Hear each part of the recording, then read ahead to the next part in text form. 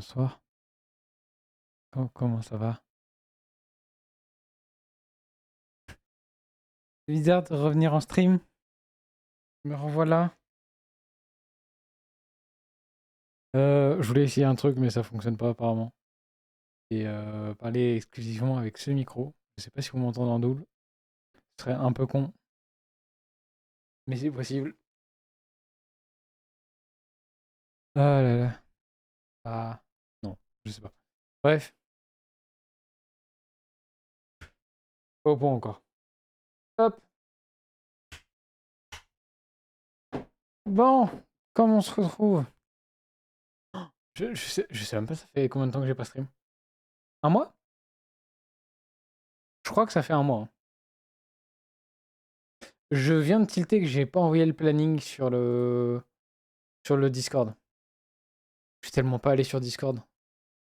Vraiment, j'ai à peine touché à Discord depuis le dernier stream. Donc bon. Du coup, One. Hop, je vais faire juste un petit ping pour tout le monde.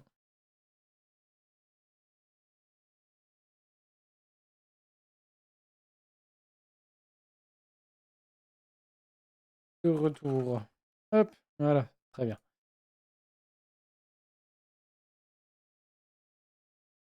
Voilà. Bon, ce soir, on va se retrouver du coup pour deux choses. En premier lieu, on va se retrouver pour du React, voilà, chill. Et ensuite Undertale, ça va être moins chill, mais faut bien reprendre Undertale à un moment donné. The fuck? Pourquoi il n'y a pas la petite épée? Très bizarre.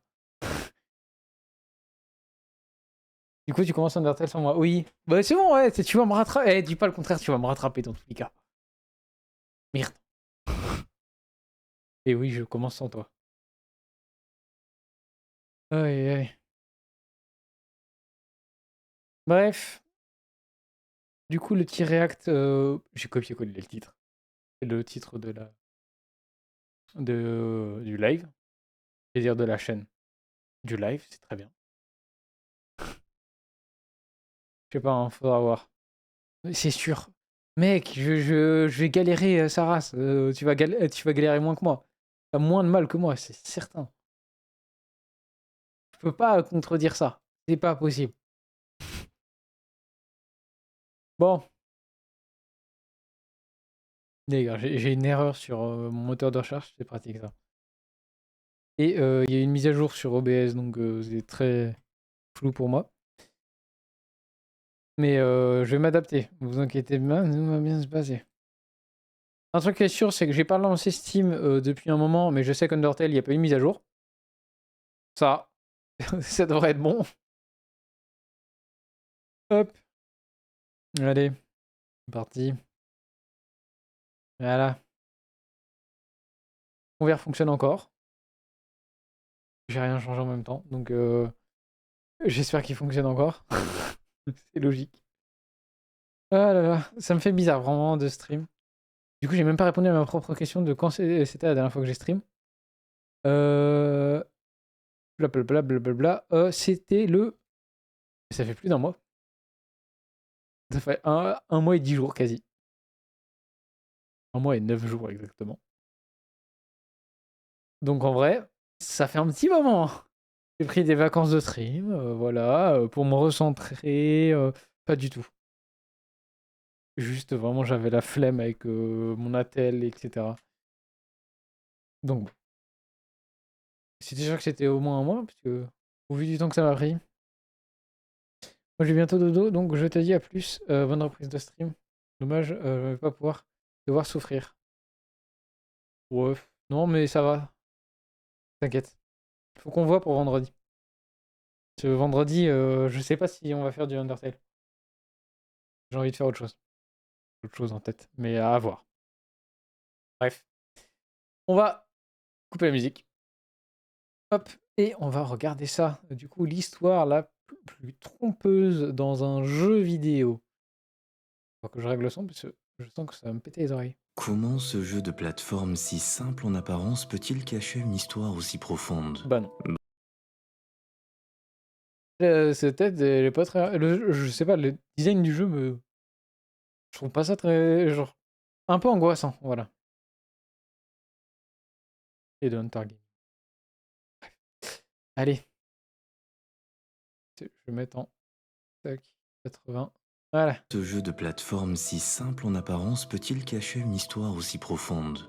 Braid est au premier abord un jeu de plateforme classique. On incarne un personnage qui doit sauver une princesse. Pour ça, il peut sauter, grimper, résoudre des énigmes. Hmm, pour moi, non. Pour moi, tout va bien.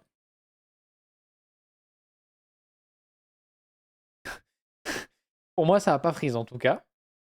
Et me mets pas le doute comme ça, hein. Attendez, je vais vérifier. On sait jamais. Ça vient de revenir. Ouais, dans tous les cas, ça me l'a mis direct. J'ai même pas eu besoin de chercher. C'est bien, ils ont modifié l'application. Parce qu'avant, l'application, ça mettait un autre stream. T'es en mode. Bon, faut que je me trouve moi-même. Hop. Allez. Même influencer le temps pour progresser de niveau en niveau. Chaque niveau ajoute un degré de difficulté supplémentaire. Mais au fur et à mesure que l'on avance, on découvre que chaque petit détail cache quelque chose de bien plus intéressant. On réalise que la quête du protagoniste est bien moins héroïque qu'il le pense. Elle est même sombre, cruelle et destructrice. Je connais pas le jeu. Ce jeu a reçu de très nombreuses récompenses dans meilleur jeu indépendant de son époque et vous allez comprendre pourquoi. Dans cette vidéo, je vais vous expliquer Un jeu toute indé. l'histoire de Braid. Ok.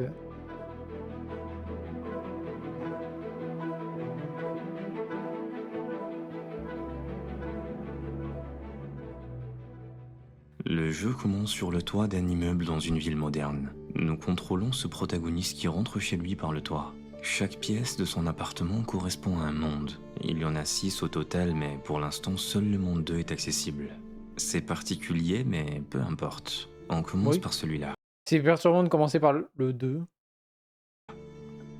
Avant d'entamer chaque monde, on passe par une salle qui nous indique le nom de celui-ci ainsi que plus d'informations sur le protagoniste. Elles sont répertoriées dans ses livres. J'y reviendrai dans un instant, mais retenons juste le nom du héros et sa mission pour le moment. Il s'appelle Tim. Son objectif est de sauver une princesse enlevée par un horrible monstre maléfique. On remplace les prénoms. Mario se lance à la rescousse de la princesse, kidnappée par quelques horribles monstres maléfiques, dont le roi Bowser. Voilà, ça colle quand même pas mal. Moi, j'ai ça en tête.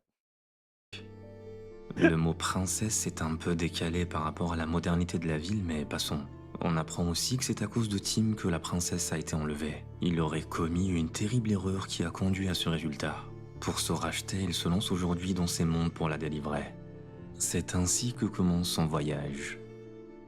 Ce deuxième monde est magnifique. De la verdure et du soleil partout, une musique joyeuse et des épreuves relativement simples. C'est un jeu de plateforme très traditionnel. Le héros doit courir, sauter, grimper pour franchir les obstacles et résoudre les énigmes sur son chemin. Il peut s'agir d'accéder à des endroits précis ou de récupérer des clés pour ouvrir des portes. Pour finir un monde, il faut réussir tous les niveaux de celui-ci pour débloquer le suivant.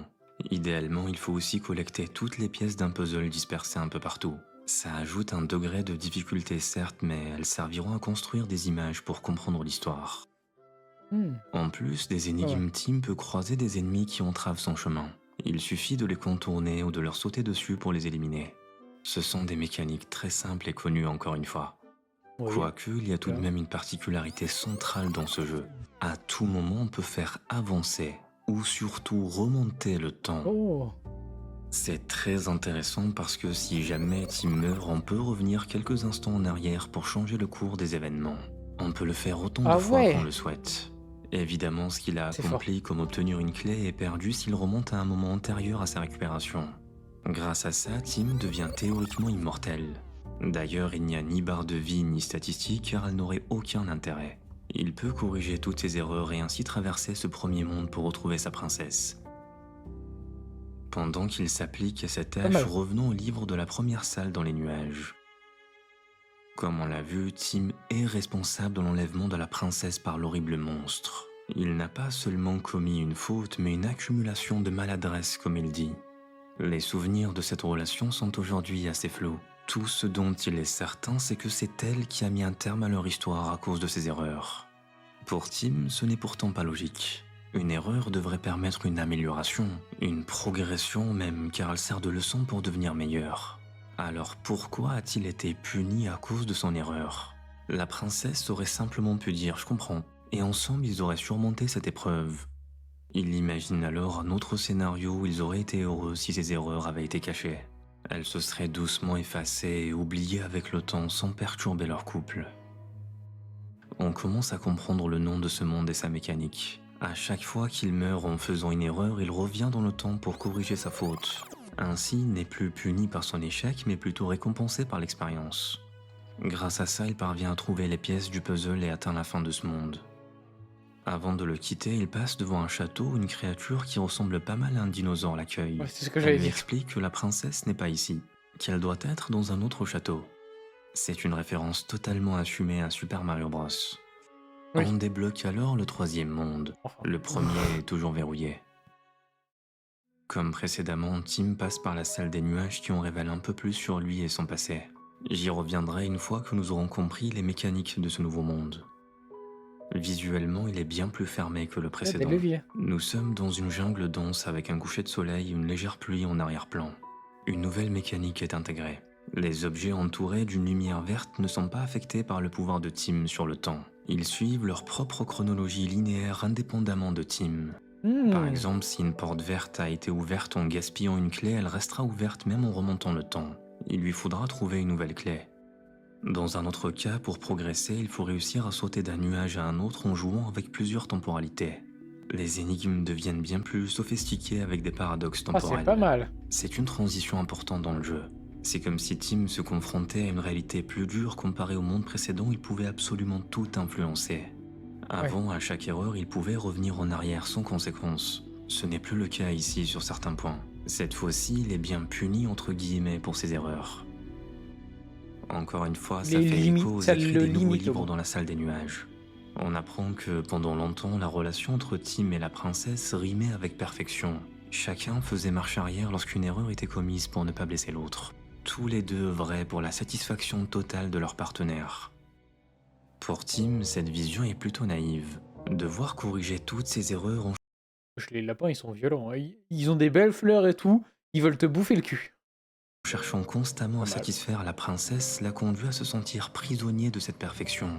Il devait se conformer à ses attentes, sinon ça risquait de la froisser et d'abîmer leur relation. Pour lui, un vrai partenaire doit connaître toutes les facettes de l'autre. La bienveillance peut parfois devenir une prison. Il en conclut que parfois il aurait dû être insensible à la douce bienveillance de la princesse. C'est ce qui lui aurait permis de se développer lui indépendamment de ce qu'elle attendait de lui. C'est exactement ce qui est matérialisé dans ce monde. Tim peut influencer certaines choses, certes, mais d'autres, comme les objets verts, échappent à son contrôle. Ça rend ce monde et symboliquement sa vie plus difficile. C'est pour cette raison que ce chapitre s'appelle Temps et Mystère. Des limites lui sont imposées par les autres qui lui échappent totalement. Malgré tout, il réussit à franchir les obstacles et atteint un nouveau château. Et Le encore dinosaure lui dit qu'il n'y a toujours pas de princesse ici. Elle doit être dans un autre château. On commence à se demander si elle existe vraiment, cette princesse. Et surtout lui, On arrive il au fait les monde mondes très 4, vite, hein. intitulé Temps et Endroit. Comme toujours, on verra les notes correspondantes une fois ce monde exploré. Dès la seconde où l'on y met les pieds, on est immergé dans ces mécaniques. Le temps avance en fonction des mouvements de Tim. S'il se déplace vers la droite, le temps s'écoule normalement. S'il va vers la gauche, le temps remonte avec toutes les conséquences que ça implique. S'il reste immobile ou se déplace à la verticale, le temps se fige. Les anciennes règles restent valides bien entendu. On peut toujours remonter le temps et les objets verts y sont immunisés. Cette nouvelle règle ajoute un degré de complexité incroyablement déroutant au début. Il faut jongler entre 4 niveaux de temporalité et en même temps pour résoudre les énigmes. À leur tour, elles sont de plus en plus compliquées. C'est pas mal. Visuellement, ce monde est plus dégradé. Il est glacial, en ruine et tout rappelle le passage du temps. Des sculptures représentent les différentes étapes de la vie. Des vestiges de créatures préhistoriques à côté de carcasses de fusées. Des symboles mathématiques sont disséminés ici et là et les notes de la salle des nuages vont en ce sens. Tim se remémore ses visites chez ses parents et à quel point vivre sous leur toit a été un enfer. Il rejetait leur besoin d'imposer des valeurs morales qui n'avaient aucun sens à ses yeux. C'est ce qui l'a poussé à partir à l'université d'ailleurs. Malheureusement pour lui, ce n'était pas mieux. Un mal-être le consumait tout au long de ses études. Non pas à cause de leur complexité, mais à cause des autres étudiants. C'est leur façon très primaire et presque naïve de voir les choses qui le dérangeaient. Peu importe qu'ils ne le comprenaient pas non plus à leur tour, Tim lui était fier de son parcours. C'est surtout une fois seul chez lui qu'il réalisait à quel point il avait mûri depuis l'enfance. Son unique obsession est devenue l'amélioration continue de soi. Grâce à ça, il était certain qu'il arrivera à la princesse. C'est elle qui va véritablement le sublimer. Il continue en disant qu'elle doit forcément exister, cette princesse. En tant que joueur, on commence sérieusement à douter. Ouais, c'est ce que j'allais dire, ça commence à faire douter un petit peu. À un moment donné, bon, il poursuit une chimère. Tim semble surtout solitaire et presque associable. Il évite toutes les interactions sociales et ne cherche pas à comprendre les autres. Il les méprise presque. Son seul objectif est de se perfectionner lui seul. Peu importe que les autres le mettent à l'écart, il compte sur la princesse pour atteindre la clarté avec un C majuscule. Grâce à elle, il verra au-delà des idées préconçues par la société et comprendra des principes fondamentaux de ce monde. Il surmonte alors toutes les épreuves de ce chapitre particulièrement complexe et parvient au château. Comme le reste de ce monde, il est en ruine. Encore le dinosaure, hein, le même. Tim n'écoute même plus ce que le dinosaure lui dit. De toutes les façons, il ne peut pas. Pour écouter ce qu'il a à dire, il faut que le temps avance. Or, pour que le temps avance, Tim doit marcher vers la droite, ce qui signifie s'éloigner de la créature. C'est une image pour illustrer qu'il ignore ce qu'on lui dit. Sa seule obsession est de trouver cette princesse dont il est certain qu'elle existe. Le monde 4 se clôture sur une nouvelle image du puzzle comme d'habitude. Le monde suivant nous en apprend plus sur la dualité et les contradictions de Tim. Il s'intitule très justement Temps et Décision. Une nouvelle mécanique en est le cœur. Tim peut faire apparaître une ombre de lui-même qui reproduit ses actions passées. Cette ombre peut interagir uniquement avec les objets violets parce qu'ils sont à la fois dans la réalité de Tim et celle de son double. Cette ombre rejoue exactement ce que Tim a fait avant de remonter le temps dans un laps de temps défini. Mais il n'y a plus le gauche-droite d'avant. Quoique s'il allait à droite, ça avançait, à gauche, ça reculait. Ce niveau repose donc entièrement sur la synchronisation des deux pour résoudre les énigmes. Inutile de préciser que les anciennes règles sont toujours d'actualité pour rendre tout ça plus exigeant. L'énigme peut exiger que son ombre saute dans le vide pour récupérer une clé inaccessible autrement, par exemple. Son double n'est pourtant pas qu'un simple outil. Il est une partie de Tim. Il a même des émotions. En le sacrifiant, Tim se sacrifie lui-même d'une certaine manière. Cette notion de sacrifice est reprise dans les notes. Tim parle de son ancienne compagne qui n'a jamais réellement compris son besoin de progresser. Elle ne comprenait pas cette obsession profondément ancrée en lui. Pourtant, Tim, lui, aimait sincèrement sa compagne. Le narrateur la décrit même comme son âme sœur. Cet amour n'a toutefois pas suffi à le faire renoncer. Il aurait pu lui dire qu'il allait partir à sa recherche, mais elle n'aurait pas compris. À la place, il a simplement pris son sac à dos et a quitté la maison. Depuis, il maudit cette princesse qui l'anime, qui l'obsède et qui le condamne à renoncer à une vie stable. C'est cette dualité qui est dépeinte dans ce niveau avec son ombre à sacrifier. Cette princesse nous reste toujours floue. Est-ce qu'il aimait sa compagne mais était plus attiré par la princesse? Est-ce que la princesse n'est pas simplement une figure importante pour lui? Est-ce qu'elle est même une personne réelle et pas plutôt un objectif à atteindre? Les 2 derniers chapitres vont enfin nous donner des réponses. Le monde 6 est simplement appelé hésitation. Sa mécanique repose sur cet anneau qui, une fois posé au sol, crée une bulle de ralentissement du temps. Tout ce qui se trouve dans son périmètre, Tim compris, se déplace à une vitesse réduite. Plus on se trouve en son centre et plus le ralentissement est important. Nous sommes maintenant poussés à réfléchir non seulement au déplacement de Tim, mais aussi à l'emplacement parfait de cet anneau dans l'environnement. Comme toujours, ça aboutit à des énigmes particulièrement complexes où cette fois ce sont les éléments de l'environnement qui sont ralentis en plus de Tim. Pas mal.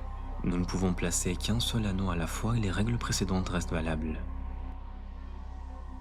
L'environnement rappelle la ville où se trouve la maison de Tim. La ville a presque l'air sous les flammes. De nombreuses statues qui représentent différents métiers y sont disséminées. Soldats, prêtres, danseuses, pompiers, astronautes, etc. Voyons les notes liées à ce monde pour comprendre. Le narrateur décrit l'anneau comme un symbole de bonheur absolu, un engagement éternel qui représente l'union immuable et l'amour éternel. Même s'il ne réussit pas à trouver sa princesse, Ah oui, oui, c'est vraiment un a j'avais même pas vu ce qu'il y avait au centre. Je voyais juste l'anneau rouge. Oui, c'est un Tim a anneau, résolu apporter littéralement. un anneau Une en signe bague. de fidélité pour Une elle. bague de mariage, par Le exemple, problème, c'est que cet pour anneau ne fait épouser que la plus princesse, par l'isoler des exemple. autres. Sa brillance Par suscite exemple. la suspicion, voire la méfiance. Comme toujours, les autres s'écartent de lui sans réellement comprendre le sens de l'anneau. L'expression sincère de sa dévotion à la princesse. Pour pallier leur méfiance, Tim a appris à s'adapter aux autres en imitant leur comportement banal et tellement conformiste. Il a même pris la décision de cacher son anneau pour ne pas les effrayer. Comme attendu, ça ne lui a jamais apporté ce dont il avait besoin. Ça a même fini par lui devenir insupportable. Dissimuler sa fidélité envers la princesse revenait à renier son véritable lui. À première vue, on pense évidemment à une relation toxique. Il aime la princesse, mais les autres ne le comprennent pas. La princesse ne serait pas bonne pour lui. En y réfléchissant, on peut aussi voir l'anneau comme un idéal abstrait que Tim chercherait à atteindre. Au lieu de le rapprocher des autres, cet idéal l'isole et le pousse à une profonde solitude. C'est pour cette raison que ce chapitre s'appelle Hésitation. Il symbolise les innombrables chemins que Tim aurait pu emprunter. Les statues représentant différentes professions standards et presque nobles incarnent les attentes traditionnelles de la société. Ce niveau est par ailleurs volontairement vaste et offre plusieurs moyens de résoudre les énigmes. Le dinosaure l'attend dans le château à la fin de ce monde. Encore? Le château est présenté comme un Le dinosaure a un truc, il lui cache un truc, hein. Il est partout. édifice moderne et presque institutionnel. En son centre, il y a une immense statue d'un petit garçon terrifié. C'est lui. Comme on s'y attendait, le dinosaure lui annonce que la princesse n'est pas là. Elle doit se trouver dans un autre château. La créature lui pose la question qui lui trotte dans son esprit depuis longtemps. Existe-t-elle vraiment cette princesse? Lui en tout cas ne l'a jamais vue. Eh bien voilà, nous débloquons enfin le dernier monde. Le Monde premier 1. monde. Il est accessible par le grenier et n'a pas de nom particulier. Dans ce monde, le temps s'écoule à l'envers. What? Tous les événements se déroulent en sens inverse sauf Tim. S'il inverse le temps pour corriger une erreur, alors le temps au contraire avance normalement. Encore une fois, il faut Ok. reconsidérer toute notre façon de voir les choses pour résoudre les énigmes. Plus on Ah ouais. progresse et plus l'environnement en arrière-plan devient chaotique, comme si l'on s'approchait d'un moment clé de l'histoire. La collecte de pièces de puzzle n'est même plus disponible. Elle servait juste à débloquer ce monde. L'objectif est désormais juste d'atteindre la fin. À la grande surprise, la fameuse princesse est bien là-bas comme Tim l'a toujours cru. Elle existe bel et Ok. bien comme l'horrible monstre qui l'a Elle enlevé. existe. Un Déjà bien. chevalier en armure lança sa poursuite. Elle supplie Tim de l'aider et s'enfuit pour échapper à son ravisseur. Notre héros se retrouve confronté à une course contre la montre. Il doit résoudre tous les puzzles qui se dressent sur son chemin pour rattraper la princesse et la sauver avant que le chevalier ne l'attrape. Heureusement, ils font équipe et s'entraident mutuellement pour franchir les obstacles. Tour à tour, ils actionnent des mécanismes pour ouvrir la voie à l'autre. Les deux réussissent parfaitement leur coup et échappent au chevalier. Un peu plus tard, Tim retrouve sa princesse endormie. Alors qu'il tente de s'approcher d'elle, quelque chose d'étrange se produit. Le temps se met à reculer seul sans notre contrôle. Ce retour en arrière nous force à voir la vérité sur ce qu'il s'est réellement passé entre Tim et la princesse. La princesse n'était pas poursuivie par un horrible monstre. Celui qui la pourchassait, c'était Tim. Tim. Elle ne C'est- cherchait pas à l'aider en Ah, actionnant bah les oui. mécanismes mais à le bloquer. Tim, lui, cherchait désespérément à l'arrêter. La réalité se dévoile enfin donc. C'était une relation toxique. Tim désirait la princesse à tout prix, peu importe les moyens. Le chevalier n'était pas le ravisseur mais le sauveur. Si l'on remet les dialogues dans le bon ordre, on comprend que la princesse savait appeler à l'aide et que le chevalier l'avait protégée de Tim. Heureusement, il a réussi. La dernière salle des nuages nous confirme définitivement la vérité. Encore fallait-il la comprendre en résolvant l'énigme. Au début, le texte semble habituel. On apprend que Tim a tenté par tous les moyens de protéger la princesse et de partager des moments chaleureux avec elle au milieu de la cohue de Manhattan. Mais si Tim se cache derrière un élément du décor, une autre vérité apparaît. Cette fois-ci, le narrateur nous livre le ressenti de la princesse. Le bras de Tim pesait lourd sur ses épaules délicates. Elle avait bien tenté de le faire changer d'avis. Elle lui avait répété encore et encore qu'il s'égarait dans sa quête existentielle, mais il ne l'a jamais écouté. Il lui imposait sa volonté et en même temps Ouais. l'empêchait de lui échapper. Le déni. Dans une autre salle, nous apprenons que Tim était aussi un scientifique. De nombreuses références le confirment. Une pomme qui évoque Newton, des allusions à la biologie, à des expériences à la physique, etc. Il était prêt à tout pour obtenir des réponses quitte à franchir les limites de la morale. Jusqu'ici, l'idée d'une relation amoureuse toxique semblait être l'interprétation la plus évidente. Oui. Mais quelque chose cloche. J'ai gardé en tête que la princesse pourrait aussi être une idée, un idéal que Tim chercherait à atteindre. Les derniers textes cachés, si l'on ne réussit pas les casse-têtes, vont en ce sens. Tim a poursuivi ses recherches scientifiques dans le seul but de trouver sa princesse. Un soir, après d'innombrables ajustements et réglages, il s'est agenouillé derrière un bunker en plein désert. Il a mis ses lunettes de protection et a attendu. Après quelques minutes interminables, il a senti l'espace entier se contracter jusqu'à devenir ridiculeusement minuscule. Il a vu le ciel se déchirer et la terre s'ouvrir sous ses pieds. Quelqu'un à côté de lui a alors crié « ça a marché ». Un autre a ajouté « maintenant on est tous des enfoirés ». Enfin la princesse se tenait droit devant lui. Elle était majestueuse et rayonnante. Son éclat illuminait tout l'espace. Son souffle s'est répandu partout et a embrasé tout sur son passage. Tim la contemplait stupéfait avec la plus grande incompréhension. Il Chelou, quand prenait la même, hein. fin du Il monde tellement contemple quelqu'un qui est en train de dormir. Pas d'accord, hein. légèrement. Chelou. Vous avez peut-être compris les références, mais il s'agit clairement du premier test de la bombe atomique. La princesse que Tim poursuivait désespérément, c'était elle. C'était sa mise au point qui l'obsédait. C'est ça qui terrifiait les autres et qui l'isolait. Avant d'exposer les preuves, il faut parler d'une autre fin encore plus cachée et encore plus difficile à débloquer. Elle s'obtient si l'on parvient à collecter toutes les étoiles secrètes disséminées à travers les mondes. Il n'y avait aucune mention d'elle, mais il fallait creuser. Si l'on réussit, la constellation d'Andromède se dessine sur l'écran d'accueil. En rejouant la fin, un changement majeur se produit. Cette fois-ci, la course vers la princesse est interrompue. Cette princesse finit par exploser. Explosé dans quel sens? Premier degré? Ah oui, premier degré.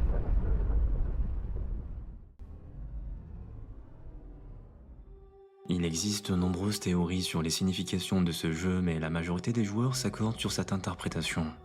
La princesse représente bien la quête d'un idéal. Pour Tim, il ne s'agissait pas de sauver son grand amour, mais de mener à bien le développement de la bombe nucléaire. C'était l'un des scientifiques Ah, ça y fait penser en plus, par exemple là, les explosions à gauche. chargés de le faire. On va le De faire. nombreuses références viennent appuyer cette idée. Tout d'abord, la mention de Manhattan évoque immédiatement le projet Manhattan, le programme de recherche scientifique et militaire mené par les États-Unis durant la Seconde Guerre mondiale pour développer la première bombe nucléaire. Le jour du test, il s'est Quelle idée de merde, agenouillé quand même. derrière un bunker dans le désert protégé par ses lunettes attendant l'émergence de son souffle. Il décrit ensuite l'horrible beauté de l'explosion et les conséquences qu'elle a engendrées. C'est exactement ce qu'il s'est passé durant le test Trinity, le premier essai de la bombe en 1945 dans le désert du Nouveau-Mexique. Les mots « ça a marché » et « maintenant on est tous des enfoirés » font directement référence à Kenneth Bainbridge. Sa phrase exprime le choc, le regret et la prise de conscience face à la puissance dévastatrice de l'arme qu'il venait de créer. Trop puissant. L'idée de Inutilement. créer une arme aussi destructrice est folle. Évidemment que son entourage s'éloignait de lui. Ça explique aussi pourquoi Tim parle d'erreur depuis le début. Il était bien conscient de la menace que ça allait faire peser, mais son esprit scientifique était trop curieux pour l'ignorer. Ce qui le passionnait, c'était le projet en lui-même, pas ce qui en découlerait ni les conséquences de son travail. C'est une vision bien naïve qu'il a tant critiquée. Pour lui, même s'il reconnaît sa terrible erreur, il est convaincu que les erreurs sont censées faire grandir une personne et non la punir. Ce jeu est pour Tim un idéal. C'est un monde où à chaque erreur, il peut remonter le temps pour se corriger, chose qu'il ne peut pas faire dans la réalité évidemment. Son entourage ne l'a jamais compris et lui à l'époque ne les comprenait pas non plus. Il a lutté pour oublier la princesse. Il a même essayé de l'étouffer, mais sa fidélité est restée intacte, matérialisée par l'anneau. Il a alors espéré pouvoir mener une vie ordinaire. Mon Il y précieux. était presque même avec un quotidien banal auprès de sa compagne, mais il n'a pas réussi. Il a fini par tout sacrifier pour la princesse. En fin de compte, ce que nous pensions être une quête noble s'avère être une poursuite obsessionnelle, aveugle et destructrice. La poursuite de la princesse dans le jeu est pour Tim une manière de tenter de changer les événements et apaiser sa culpabilité.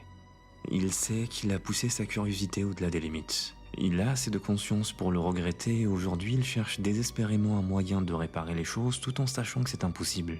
Pour ça, il faudrait remonter le temps.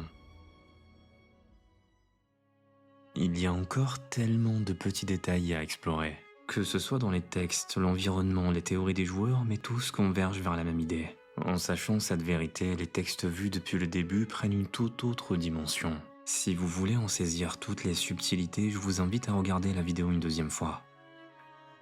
Merci d'avoir suivi cette vidéo jusqu'au bout. J'espère que l'histoire de ce simple jeu de plateforme vous a plu. Si c'est le cas, alors merci aussi de laisser un pouce bleu pour le soutien. Et nous, on se dit à la Et pour prochaine. être partout, il cache un truc, ce dinosaure, je vous jure. Hein. Ce petit dinosaure là, petite merde. C'est un peu violent. Hop. Tac, on va enlever ça. Je me demandais si les boutons fonctionnaient encore. Fonctionne.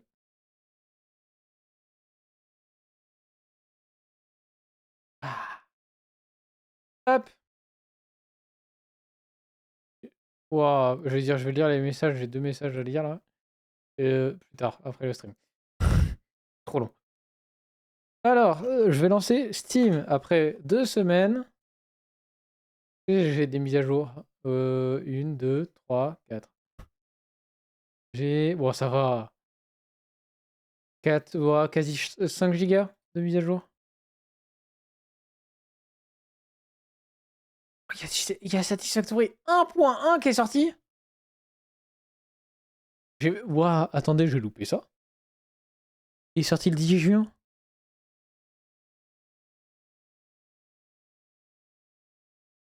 Oh! Il y a un mode photo. Bon, ok. Pourquoi pas. Tu peux désassembler les sites de crash. C'est trop bien. Il y a des élévateurs. Ascenseurs personnels. To expand your travel option for a pioneer in a large factory, you can now build and use the new personal elevator. Mon anglais, petits oignons. Non, en vrai, oh, c'est pas mal. Il faut que je vous montre quand même. Euh... Comment je vais me démerder? Il va pas vouloir vous montrer. Steam, voilà. Hop. Regarde-moi ça. Bon, les photos. On peut désassembler les sites de crash. Les ascenseurs. C'est trop bien. Attendez, je vais envoyer ça sur le Discord.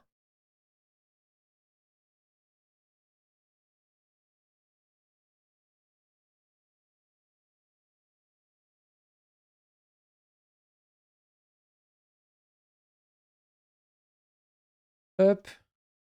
Advanced Game Settings. No fuel. Ouais, non. Train. Buffer. Stop. Nouvelle mécanique pour les trains. Quand on les conduit manuellement. Ouais.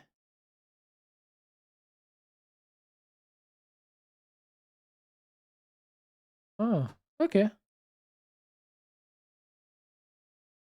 Ok, pourquoi pas. C'est pas mal. Pas ça serait à grand chose. Ouf. De signal. Convoyeur wall. Hall. Ah. Nouveau attachement de convoyeur. Sur tous les murs. Oh, et les fenêtres. Oh, c'est bien ça. Parce qu'avant, on était limité, c'était milieu, gauche, droite. Voilà, point. Sur certains murs en plus. C'est pas mal ça. Merge support. Flemme. Priority merge. Oh, ça c'est bien. Oh. Non, parce que quand tu séparais, c'était en mode moitié, moitié, moitié. Enfin, un tiers, un tiers, un tiers. Là, au moins, tu peux gérer les priorités. C'est trop bien. 10 minutes de retard. M'en fous. Ça va.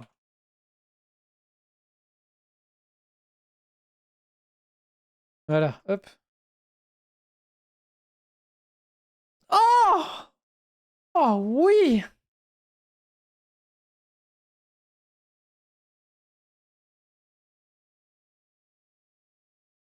Oh là là, avoir les stats directs. Oh! J'adore. Quality of life.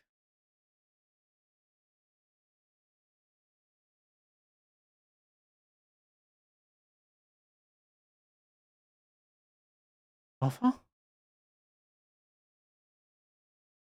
Enfin?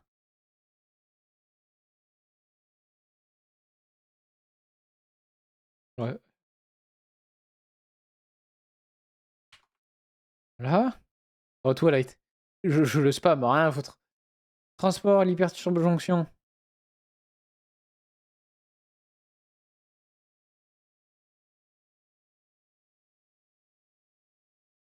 Architecte.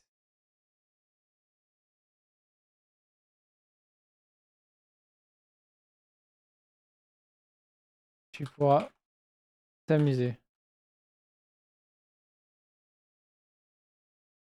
Quality of life automatic connection. Mais il y a trop de trucs bien. Ah non, non, je suis con, putain, j'ai mal lu. Dans les blueprints, j'en ai quasi pas utilisé, mais ouais, c'est bien aussi. Ok. Pourquoi pas. Ok, c'est bien. Bien. Bien. Bien.